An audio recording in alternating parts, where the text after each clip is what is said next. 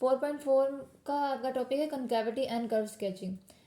Curve sketching मतलब आपने curve draw करनी है, कोई आपको पता प्लेन है स्पेस, उसमें आपने कर्व ड्रॉ करके बता देना है ग्राफ की सूरत में। अब कॉन्केविटी क्या होती है? कॉन्केविटी ये होती है किसी भी फंक्शन का बिहेवियर आपने चेक करना है कि आपने उसका जब ग्राफ ड्रॉ किया है तो वो इंक्रीज हो रहा है या डिक्रीज हो रहा है। ठीक है, ये आपके पास कॉन्केविटी है। ठीक है, लाइक आपने एक ये आपके पास ग्राफ है, ये आपके पास इसकी कर्व जा रही है। ठीक है, अब आप ये देखेंगे ये कनकेव अप है, कनकेव डाउन है।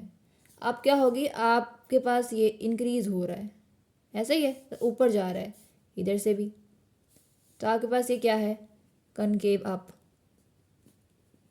ठीक है, और अगर आपके पास कोई ग्राफ है ऐसे नीचे जा रहा है, इंक्रीज डिक्रीज हो रहा है, डिक्रीज हो रहा है दोनों तरफ से, तो आपके पास कनकेव डाउन है। ठीक है, अब हमें कैसे पता चलेगा कनकेव अप है कनकेव डाउन है? किसी फंक्शन को देखे हम कैसे कह सकते हैं? इसकी डेफिनेशन है आपके पास चेक करने के लिए कि कनकेव अप कब होगा, जब हमारे पास फंक्शन का डेरिवेटिव जो होगा वो इंक्रीजिंग होगा। ठीक है, अब इंक्रीजिंग कब होगा ये हमें पता होना चाहिए, फंक्शन का डेरिवेटिव कब इंक्रीजिंग होता है, कब डिक्रीजिंग होता है। ठीक है, जब हमारे पास कोई भी डेरिवेटिव जो है वो अगर ग्रेटर देन ज़ीरो हो जाता है तो आपके पास इंक्रीजिंग होता है, अगर लेस देन ज़ीरो हो जाता है तो डिक्रीजिंग हो जाता है। डिक्रीजिंग, इंक्रीजिंग है तो ये कनकेव अप है, और अगर डिक्रीजिंग है तो कनकेव डाउन है। ठीक है, ये आपके पास कनकेविटी की डेफिनेशन है।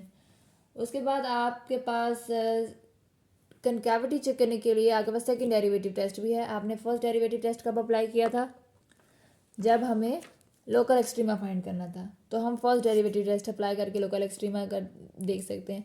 अब अगर हमें कनकेविटी चेक करनी है फंक्शन की तो हम सेकंड डेरिवेटिव टेस्ट अप्लाई करेंगे। सेकंड डेरिवेटिव टेस्ट आपके पास क्या होता है, इसकी भी दो कंडीशन है, जैसे ये था ना सेम ऐसे ही है कि अगर किसी फंक्शन का double derivative greater than zero है तो वो कनकेव अप देगा,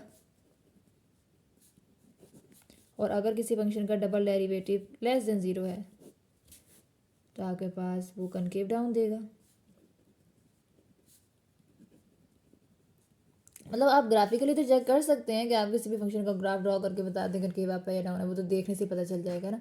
लेकिन अगर आपके पास कोई फंक्शन दिए हुए हैं फिर आप सेकंड डेरिवेटिव टेस्ट अप्लाई कर सकते हैं। ठीक है, पॉइंट्स ऑफ इन्फ्लेक्शन आपके पास क्या होते हैं कि ऐसे पॉइंट्स जहाँ पे कर्व अपना बिहेवियर चेंज कर दे, ग्राफ जो है ना अपना बिहेवियर चेंज कर दे। ये तो हो गया ना कि कनकेव अप है कनकेव डाउन है, कोई ऐसा ग्राफ जहाँ पे पहले वो अप है और बाद में आके डाउन हो गया, तो जिस पॉइंट पे डाउन हुआ है या जिस पॉइंट पे चेंज हो रहा है ना, वो पॉइंट आपके पास कहेगा पॉइंट ऑफ इन्फ्लेक्शन।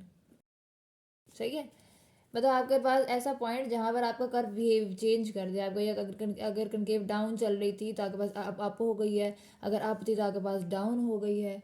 ठीक है, इस तरीके से आपके पास वो जो है ना पॉइंट ऑफ इन्फ्लेक्शन देगा। या आपके पास कोई ऐसी कर्व है जो पहले यानी अप डाउन थी ना, और फिर उसके बाद डायरेक्ट आपके पास अगर कोई इस तरह की कर्व है, इस तरह का ग्राफ है आपके पास, तो आप देखें यहाँ से यहाँ तक पॉइंट जो है वो जा रहा है डाउन है ना, ये भी कनकेव डाउन है ये भी कनकेव डाउन है। लेकिन फिर एक पॉइंट के बाद उसने क्या किया, अपना बिहेवियर चेंज करना शुरू कर दिया, अप हो गई वो।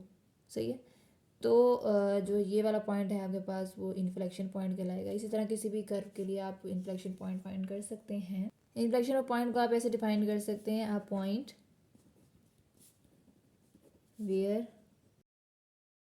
कनकेविटी मतलब अप डाउन थी तो अप हो गई है, या अप थी तो डाउन हो गई है। इस तरह कनकेविटी चेंजेस मतलब अप से डाउन या डाउन से अप, कैसे भी ये कह सकते हैं आप। या एक ऐसा पॉइंट, यानी एक ऐसा पॉइंट जहाँ पर कर्व ने अपना बिहेवियर चेंज कर लिया, अप थी वो अप से डाउन होना शुरू हो गई, या डाउन थी तो अप उससे अप होना शुरू हो गई, इसका बिहेवियर चेंज हो गया ना किसी ऐसे पॉइंट के बाद, तो वो पॉइंट आपके पास पॉइंट ऑफ इन्फ्लेक्शन कहलाता है।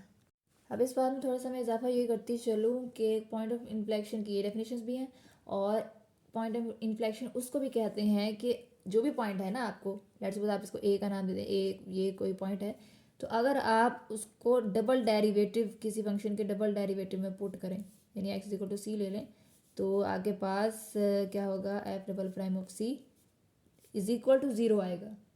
या तो ज़ीरो आ जाए या फिर आपके पास ये जो है अनडिफाइन हो जाए,